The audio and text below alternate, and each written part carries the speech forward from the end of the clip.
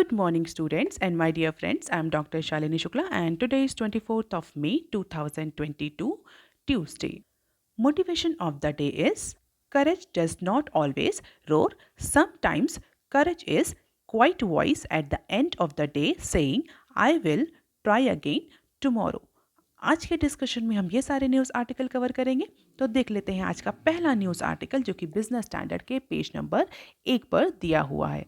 A no brainer Das on expected rate hike in June. So RBI के governor ने एक interview के duration में एक बहुत क्लियर कर दिया कि जो आरबीआई की या एमपीसी की जो अपकमिंग मीटिंग है जो कि अर्ली जून में शेड्यूल है, तो एमपीसी की अपकमिंग मीटिंग में आरबीआई इज़ ऑल सेट और MPC is all set to increase the policy rate and repo rate once again.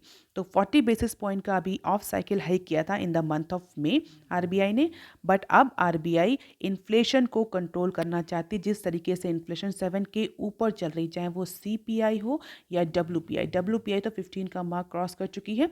तो इसको देखते हुए अब आरबीआई या एमपीसी के पास बहुत ज़्यादा मार्जिन नहीं है कि इंटरेस्ट रेट या पॉलिसी रेट या रेपो रेट को लो रखा जाए। तो बहुत क्लियर इंडिकेशन दे दिए हैं जो आरबीआई के गवर्नर है कि अपकमिंग जून की मीटिंग में RBI is all going to increase the policy rate और repo rate. It means RBI is going for policy normalization और पॉलिसी टाइटनिंग, क्योंकि अब आरबीआई के पास कोई बहुत ज़्यादा ऑप्शन नहीं बचा है। तो बहुत क्लियर इंडिकेशन दिया है मिस्टर दास ने। यह कहा है कि expectation of a rate hike is no brainer now. It means now it is require कि अब इस बात पर कोई भी डिस्कशन करने का बहुत ज़्यादा रीज़न नहीं बचा है। आरबीआई और एमपीसी यूनानिमसली रेपो रेट और पॉलिसी रेट को इंक्रीज करेगी अपकमिंग मीटिंग में, क्योंकि जिस तरीके से इन्फ्लेशन बढ़ रही है, सीपीआई डब्ल्यूपीआई तो कंटिन्यूअसली डबल डिजिट में बनी हुई है और सीपीआई भी जो आरबीआई की अपर टॉलरेंस लिमिट है उससे भी ऊपर है, 7 का मार्क क्रॉस कर चुकी है। तो अब आरबीआई के पास बहुत ज़्यादा ऑप्शन नहीं है। There will be some increase in repo rate, but how much I will not be able to tell as of now mister Das, क्योंकि वो एमपीसी की मीटिंग में 6 मेंबर जो कमेटी है उसमें ही डिसाइड होगा कि कितना रेपो रेट या कितना पॉलिसी रेट में इंक्रीज किया जाए, क्योंकि पोस्ट पैंडमिक के बाद इकोनॉमिक रिकवरी भी एक बहुत इम्पॉर्टेंट कंसर्न है आरबीआई के लिए।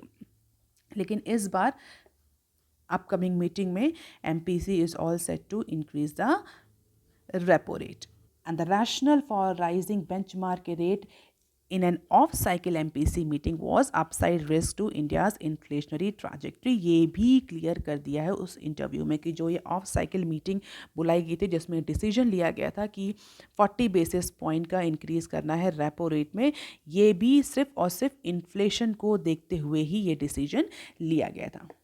क्योंकि अगर आपको याद हो तो अप्रैल में जो सीपीआई वो 7.79% तक पहुंच गई थी और इसी के बाद से आरबीआई ने ऑफ साइकिल मीटिंग में रेपो रेट को इंक्रीज किया। और अगर आप रिसेंटली गवर्नमेंट के डिसीजंस को भी देखें तो कई एक्साइज ड्यूटी में, बहुत सारे टैक्सेस में भी गवर्नमेंट ने रिलैक्सेशन दिया है। किस लिए? Just to ease out the retail inflation. तो मिस्टर दास का कहना है कि फिस्कल और मॉनेटरी पॉलिसीज़ में प्रॉपर कोऑर्डिनेशन की ज़रूरत है अगर इंडिया को इस इकोनॉमिक डोलरम की सिचुएशन से निकालना है। And government is also taking action and RBI will support it in order to combat the impact of inflation on economic growth. So these are the repo rate and CPI combined chart and RBI is very clear for policy normalization and policy tightening। तो जून में clear होगा कि कितना increase होगा और किस format में होगा। अब देख लेते हैं article number 2 that is given on page number 1 and 4 of Business standard. तो बेसिकली इस आर्टिकल में जितनी भी इंटरनेशनल न्यूज़ हैं उसको हम कंबाइन करके डिस्कस करेंगे।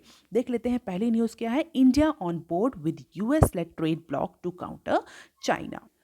सो फाइनली इंडिया ने फॉर्मलाइज कर दिया है कि India Indo Pacific economic framework that is IPEF को ज्वाइन करने जा रहा है अलॉन्ग विथ 12 अदर कंट्रीज। कल की न्यूज़ एनालिसिस में हमने डिस्कस किया था कि इंडिया का स्टैंड इस पर्टिकुलर ट्रेड ब्लॉक को लेकर के अभी क्लियर नहीं है। तो फॉर्मली इंडिया ने अनाउंस किया that along with other 12 countries India is ready to join the US led trade bloc, that is Indo-Pacific Economic Framework. And one of the reason for this trade bloc is to ensure the economic cooperation among the member countries and to counter the China's growing dominance in the Indo-Pacific region. तो India US के अलावा और कौन कौन से countries हैं? Australia, Indonesia, Japan, south Korea, Malaysia, New Zealand, इस तरह के बहुत सारे अदर कंट्रीज, 12 अप्रॉक्सीमेटली 12 कंट्रीज ने इस ट्रेड ब्लॉक को ज्वाइन करने के लिए फॉर्मली अनाउंसमेंट कर दिया है. And this particular IPEF ahead of the Quad Leaders Summit in Tokyo has become very significant. But the Biden administration that basically conceptualized this idea of IPEF diluted the language of joint statement that allow more countries to participate in the initiative. और जैसा कि हमने पहले discuss भी किया था कि it is not like any traditional trade pack जो FTA PFA साइन होते हैं, ट्रेडिशनल जो ट्रेड डील्स होती हैं उनकी तरह नहीं है. कोई भी जॉइंट स्टेटमेंट इसमें अभी तक का लॉन्च नहीं किया गया है थ्रू नेगोशिएशन. जो generally joint statements member countries launch करते हैं आफ्टर द मीटिंग, इस तरह का कोई भी अनाउंसमेंट अभी इसमें नहीं हुआ है. It only promises to begin collective discussion towards the future negotiation with ambitious wish list. तो इंडिया ने टोक्यो में अनाउंस किया that India will work together the other countries to build an inclusive and flexible IPEF. और इसी को retreat करते हुए जो हमारे PM उन्होंने बोला कि there are 3 pillars of this Indo Pacific economic framework. One is trust, transparency and timeliness. And India is hoping that this particular trade bloc or trade deal is going to strengthen the pillars of IPEF as well as it will pave the way for development, peace, prosperity in the Indo-Pacific region. तो हमारे prime minister ने resilient supply के 3 pillars को retreat किया उस forum में as per the joint statement that has talked about the 4 pillars of IPEF. IPEF के 4 pillars के बारे में बोला गया. कौन कौन से 4 pillars हैं? पहला ट्रेड, दूसरा supply chain clean energy decarbonisation, तीसरा इंफ्रास्ट्रक्चर और चौथा tax and anti corruption. So these are the 4 pillars of IPEF. And our Prime Minister has ensured that these 4 pillars of IPEF will ensure or will strengthen the resilient supply chain with 3 pillars, that is trust, transparency and timeliness. So India along with Indonesia, US, Japan, South Korea, Malaysia, New Zealand, Philippines, Singapore, Thailand, Vietnam and Brunei is going to join the Indo-Pacific Economic Framework just to counter the China. अब इसी में हम एक और news discuss करेंगे जो कि international relation से ही रिलेटेड है और पेज नंबर 4 पर दी हुई है.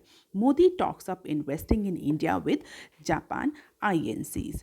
So Prime Minister Narendra Modi on Monday on a very same forum from where he has announced the joining of IPEF called the Japanese business leaders or INCs to come and discuss the investment opportunities in India. And for that, government or India is ready to offer lot of incentives and tax rebate to Japanese companies.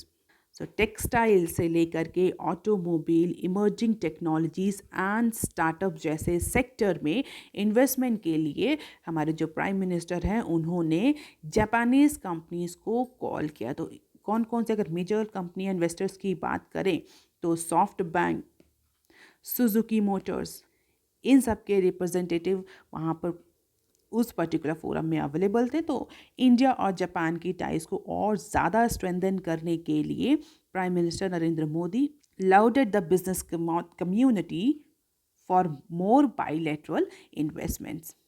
यहाँ पर एक ध्यान रखने वाली बात यह है कि जो हमारे प्राइम मिनिस्टर है mister Modi, he went Tokyo more specifically for attending the quad leaders summit at the invitation of Japan.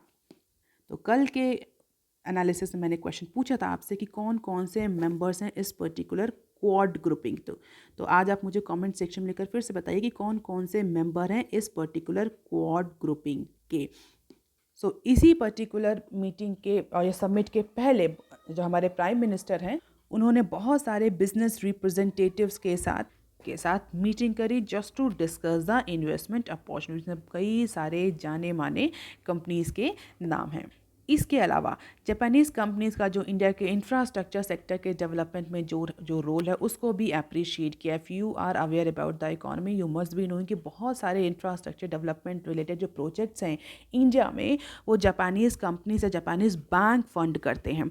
उसको लेकर के भी हमारे प्राइम मिनिस्टर ने जापानीज़ कंपनीज़ को, जापानीज़ इन्वेस्टर्स को, बैंक्स को अप्रिशिएट किया। जैसे कि NEC का रोल जिस तरह से इंडियन टेली कम्युनिकेशन सेक्टर में specially in undertaking the Chennai Andaman and Nicobar कैनआई and Kochi Lakshadweep island KLE optical fibre cable projects, उसको लेकर के NEC को अप्रिशिएट भी किया हमारे प्राइम मिनिस्टर नरेंद्र मोदी ने। And if you are preparing for any competitive exam, आप जो कि Chennai Andaman and Nicobar that is CANI और KLI that is Kochi Lakshadweep island optical fibre cable project का अगर डिस्कशन हुआ है तो आप इसके बारे में थोड़ा सा पढ़ सकते हैं कि what is this CANI and KLI optical fibre cable projects, और इसको कौन सी जापानीज़ कंपनी या बैंक या ऑर्गेनाइजेशन फंड कर रहा है या हेल्प कर रहा है इसके डेवलपमेंट के।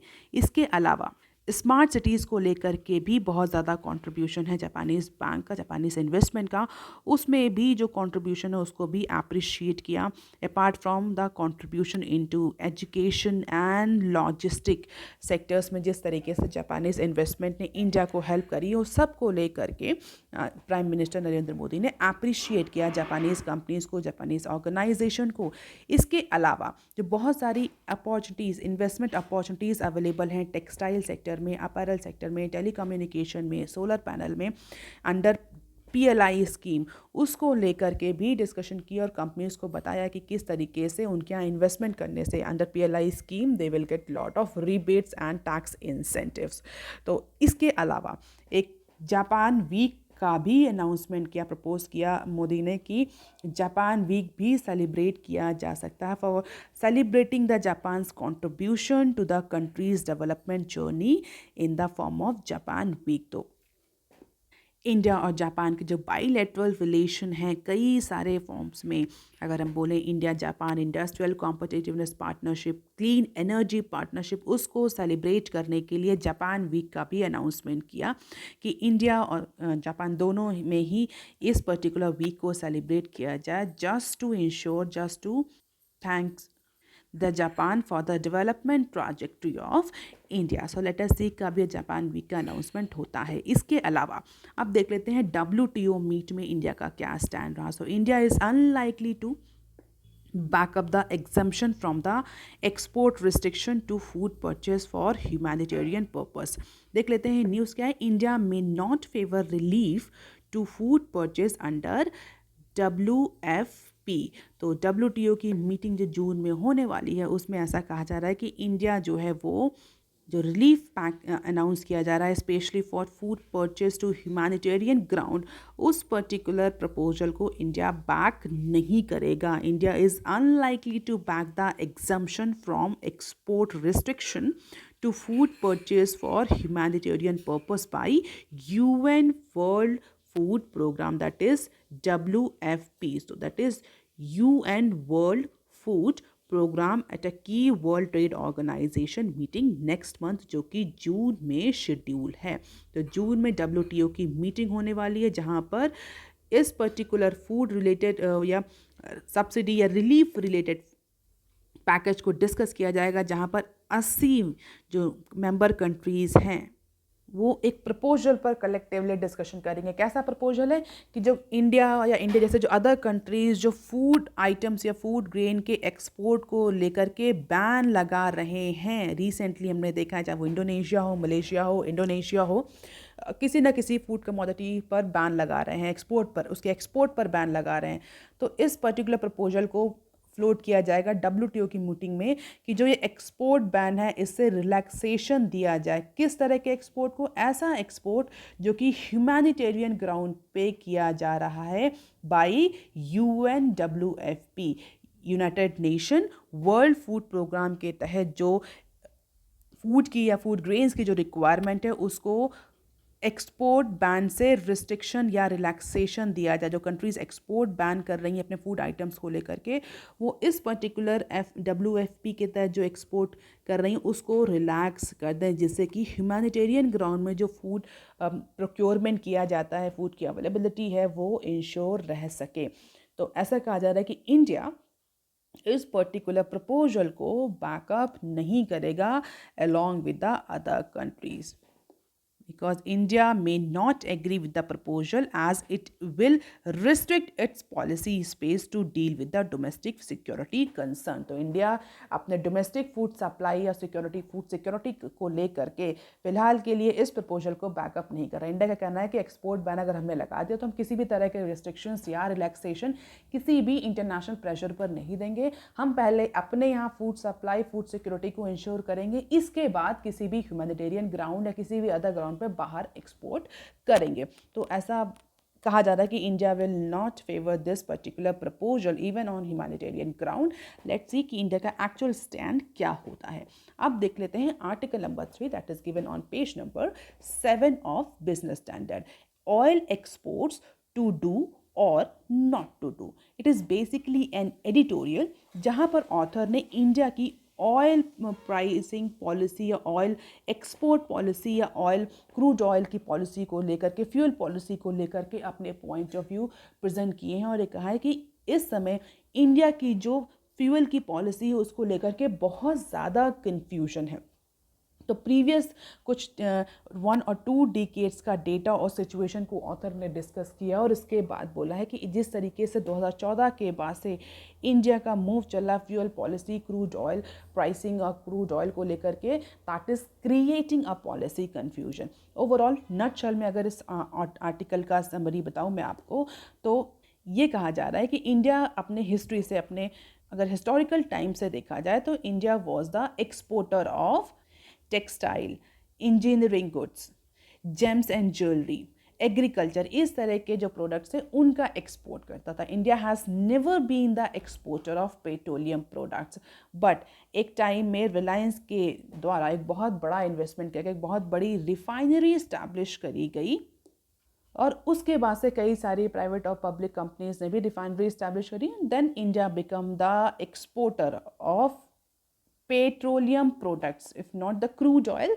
Then the petroleum products. और अगर इंडिया के भी करंट सिचुएशन को देखा जाए तो India is already the third largest exporter of petroleum products globally with the share of 7.7% of total world export according to the Exim Bank of India।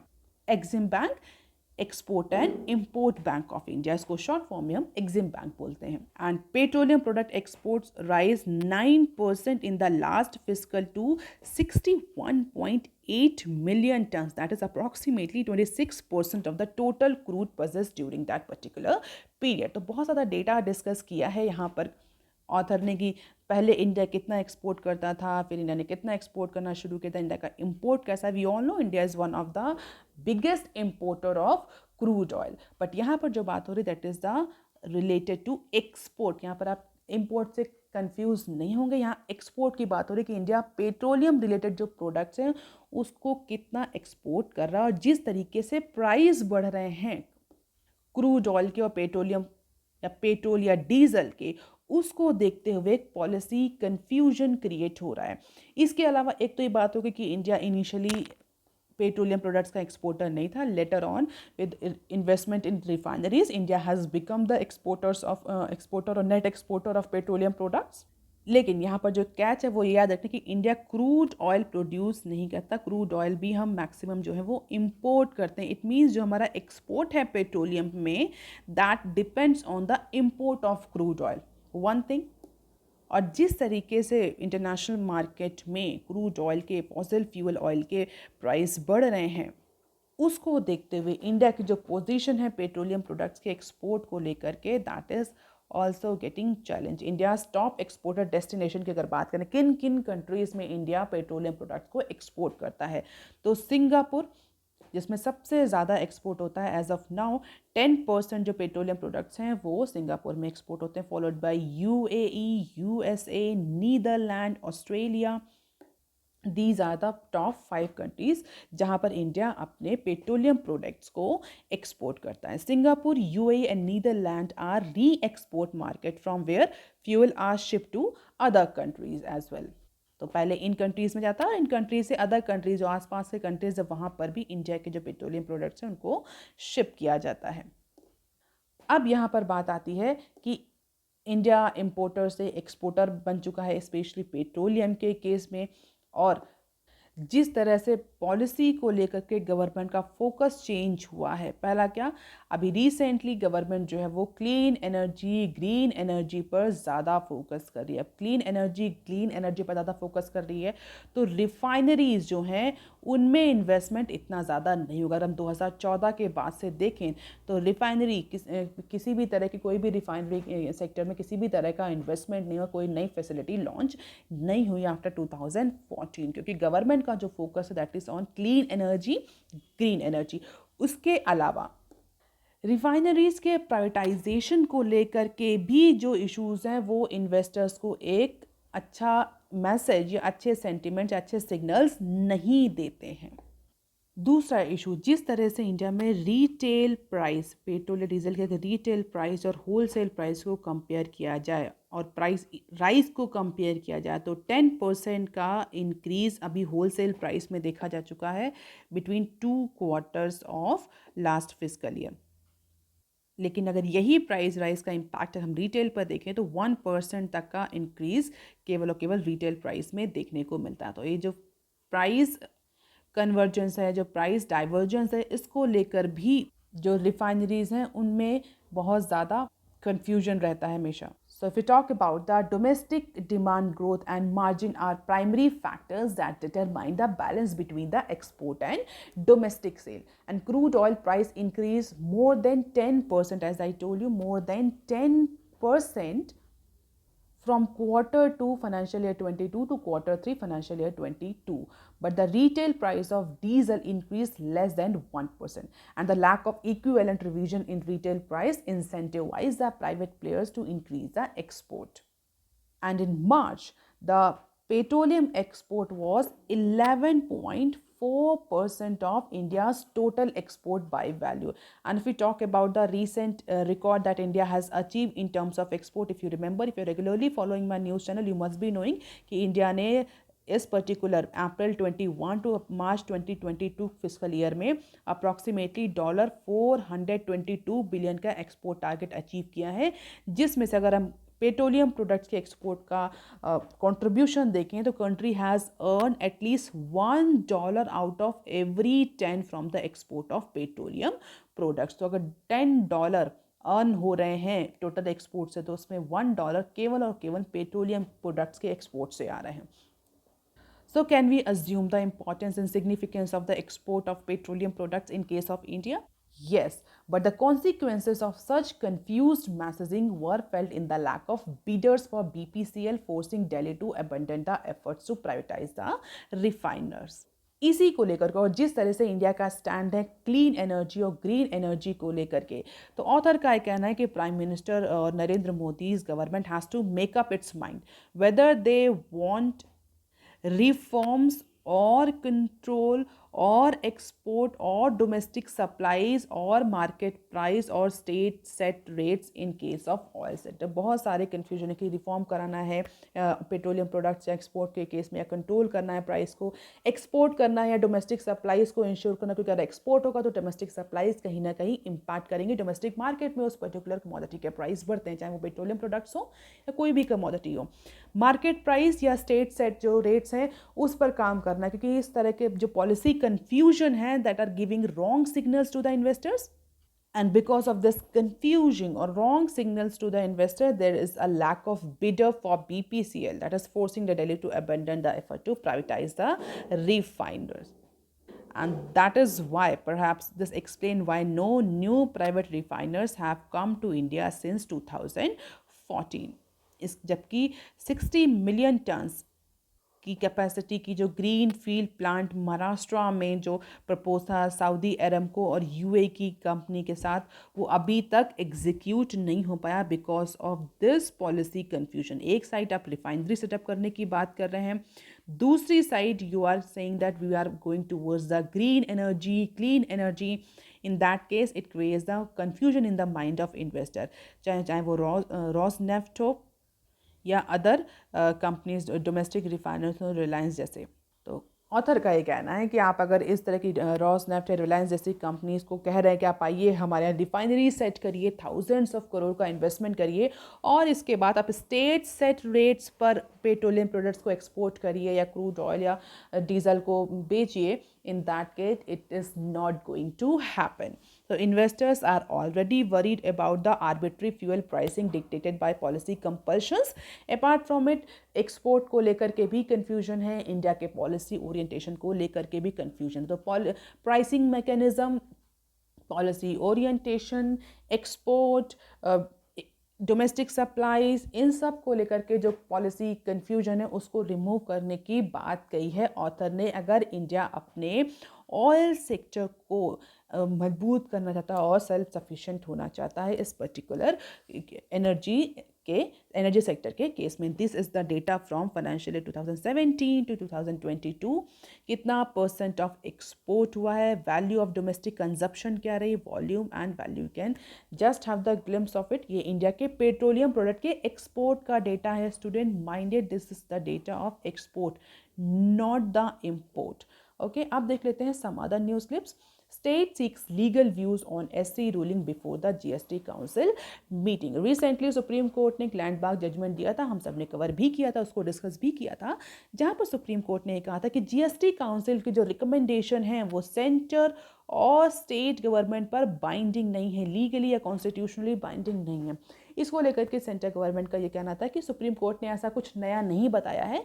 Supreme court ये already जो rules हैं ये GST council के जो act है उसमें clearly mention है, लेकिन अब कुछ स्टेट जो हैं वो जीएसटी काउंसिल की मीटिंग से पहले, जिसमें they are going to raise the issues of tax slabs, compensation rules, उसकी मीटिंग से पहले स्टेट जो हैं वो इस पर्टिकुलर इशू पर सुप्रीम कोर्ट का क्लैरिफिकेशन चाहते हैं, सुप्रीम कोर्ट के लीगल व्यूज़ चाहते हैं कि जीएसटी कॉम्पनसेशन और स्टेट जीएसटी रेट को लेकर के क्या उनके पास अथॉरिटी है, वो चाहें तो इससे रिलेटेड रूल्स को चेंज कर सकते हैं। तो इसको लेकर के फ़िलहाल सुप्रीम कोर्ट से कुछ स्टेट्स ने क्लैरिफिकेशन मांगा है, जैसे कि छत्तीसगढ़, और इवन कुछ स्टेट्स ने और कुछ एक्सपर्ट्स ने सुप्रीम कोर्ट की इस रूलिंग को लेकर के क्वेश्चन मार्क किया है, क्योंकि अगर सुप्रीम कोर्ट ये रूलिंग करती है कि जीएसटी काउंसिल की रिकमेंडेशन बाइंडिंग नहीं है स्टेट और सेंट्रल गवर्नमेंट में, in that case the complete purpose of GST is going to be halted. One tax जो regime, one tax one nation का जो रिजीम, जो कंसेप्ट लाया गया था, सोच करके जीएसटी लाई गई थी, that motto is actually in a doldrum situation. तो इसी पर्टिकुलर इशू पर कुछ स्टेट्स ने सुप्रीम कोर्ट से क्लैरिटी मांगी है ahead of GST council meeting. अब देख लेते हैं next clip. Disclose March 22 embedded value government to LIC. Central government ने एलआईसी से बोला है कि आप अपनी मार्च की एम्बेडेड वैल्यू और सितंबर से लेकर मार्च, अगर इसको क्लियरली बोलें, सितंबर से लेकर मार्च के पीरियड के बीच की जो एम्बेडेड वैल्यू है उसको डिस्क्लोज करिए as against the insurer plans to declare the same only one after it share its last embedded value, that was 5.39 trillion. if you're regularly following, हमने डिस्कस भी किया था, जो उसके लिए एक्चुअली बनाई गई थी उसने 5.39 ट्रिलियन की एम्बेडेड वैल्यू एलआईसी के लिए लाई थी, और हमने डिस्कस भी किया था कि जो मार्केट वैल्यू है इससे बहुत ज़्यादा होगी। So the management of LIC had not asked its reporting actuary to start the process of the embedded value derivation as of March 22. It was expected to drop on account of decline in the market gain of approximately 40K to 50K crore. तो उसी को लेकर के government ने बोला है कि आप अपने सितंबर से लेकर के मार्च तक की जो एम्बेडेड वैल्यू है इसको डिस्क्लोज कीजिए, and this is the LIC's embedded value composition. 4.0 mark to market EV and 1.4 is the core EV in terms of trillion. अब देख लेते हैं नेक्स्ट क्लिप, रेलवे में scrap new DFCs enhance existing corridors. तो नए dedicated freight corridor propose हो रहे थे, कौन कौन से, east coast, east west, north south, ये जो तीन नए DFCs प्रपोज किए जा रहे थे। फिलहाल के लिए रेलवे मिनिस्ट्री इन तीनों ही DFCs के प्लान को स्क्रैप करने के लिए सोच रही है, proposing to scrap these new 3 DFCs just to ensure जो existing corridors हैं, जो existing infrastructure plans हैं, उन पर ज़्यादा फोकस किया जाए। क्यों कि जिस तरीके से लैंड एक्विजिशन को लेकर के प्रोजेक्ट्स डीले हो रहे हैं, फिलहाल के लिए किसी नए प्रोजेक्ट्स को लाना is not feasible, not possible. So ministry is thinking of adding track lines to its already existing eastern and western DFCs, जो हम कई बार डिस्कस कर चुके हैं ईस्टर्न और वेस्टर्न DFCs के बारे में। तो रेलवे मिनिस्ट्री का कहना है कि जो हमारी ईस्टर्न और वेस्टर्न DFCs हैं, पहले हम उस पर फोकस करेंगे, इसके बाद जो नई 3 DFC सजेस्ट करी गई थी, east coast, east west and north south, इनको हम लेटर ऑन टेकअप करेंगे because of the land acquisition delay and delay in the project execution that may leads to increase into the cost of project. अब देख लेते हैं next, new round of solar PLI to have 3 schemes. तो solar power को promote करने के लिए नई PLI स्कीम लाई जा रही है, या नई PLI प्रोग्राम का गवर्नमेंट लॉन्च कर रही। इसके तहत 3 डिफरेंट स्कीम्स होंगी according to the different product category. तो सोलर पैनल या सोलर एनर्जी के केस में जो 3 डिफरेंट प्रोडक्ट कैटेगरीज हैं, उनके लिए डिफरेंटली, उनके लिए स्पेशली 3 तरह की PLI स्कीम इस पर्टिकुलर नए PLI प्रोग्राम के तहत गवर्नमेंट जो है वो लॉन्च करने जा रही है। The total corpus allocated to the second tranche of the PLI scheme is approximately 19,500 crore and of that highest share is that is 12K crore will go to end-to-end manufacturing of polysilicon wafer cell modules. तो modules के production को promote करने के लिए, क्योंकि modules, solar modules या solar panel की जो डिपेंडेंसी है वो इंपोर्ट मार्केट्स पर या बाहर की मार्केट, स्पेशली चाइनीज़ मार्केट पर ज़्यादा है। तो मॉड्यूल मैन्युफैक्चरिंग को प्रमोट करने के लिए